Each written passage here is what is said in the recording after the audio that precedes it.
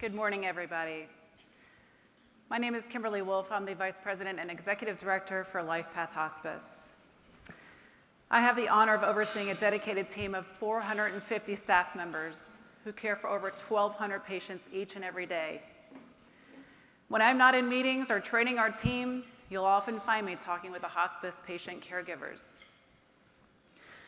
Through these conversations, I've gained an insider's view of their journey, hearing their deepest struggles, the weight of their responsibilities, and their immense guilt for not being able to do more. What I didn't realize was my insider look was just a glimpse. That is until I became a caregiver myself for my husband, Dan. Dan and I used to compete in 30-mile bike rides most weekends. So I was stunned when he struggled just to walk to the bathroom. After countless sleepless nights, excruciating pain, and months of incorrect diagnoses, we finally learned the devastating truth that Dan had multiple myeloma, a rare cancer that attacks the bone marrow. Caring for him was all-consuming. Just helping him start his day took a mere 90 minutes. Witnessing his struggle was heartbreaking, and balancing my roles as both a caregiver and a spouse was emotionally challenging. Every day as I left my sick and broken husband and drove to work, I thought of the 7,400 patients we will care for this year. I thought of Patricia, who has stage 4 cancer and is grappling with the aftermath of a fire to her mobile home. I also thought deeply about the caregivers. I thought about Joseph, who at 23 lost his job due to the demands of his father's care and how now he cannot afford rent. And I thought of Layla, who cares for her adorable daughter, Gabriella. There is nothing more crushing than watching your 8-year-old suffer from cancer.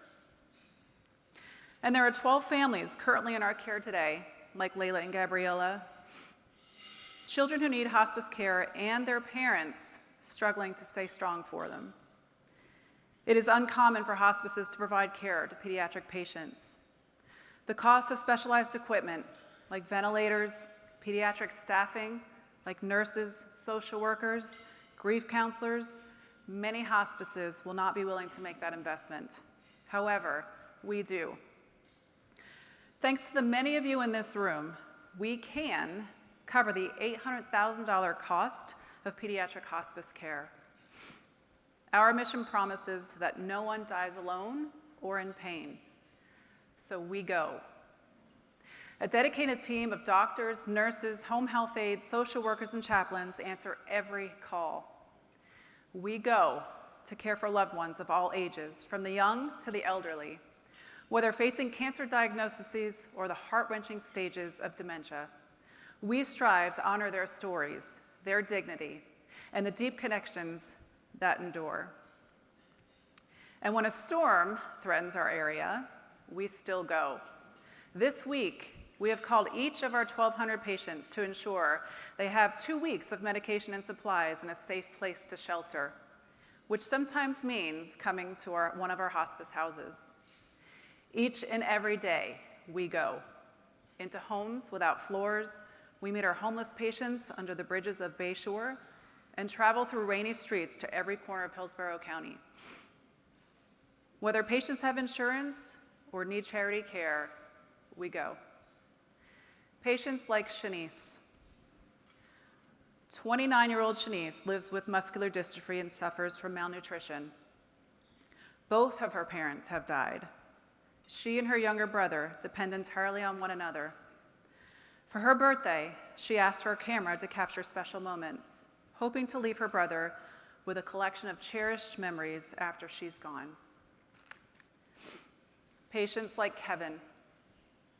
Kevin called his tent behind the racetrack home. Though he was my age and had a tough exterior, he had a tender heart. He often reached out for help after his belongings were thrown away.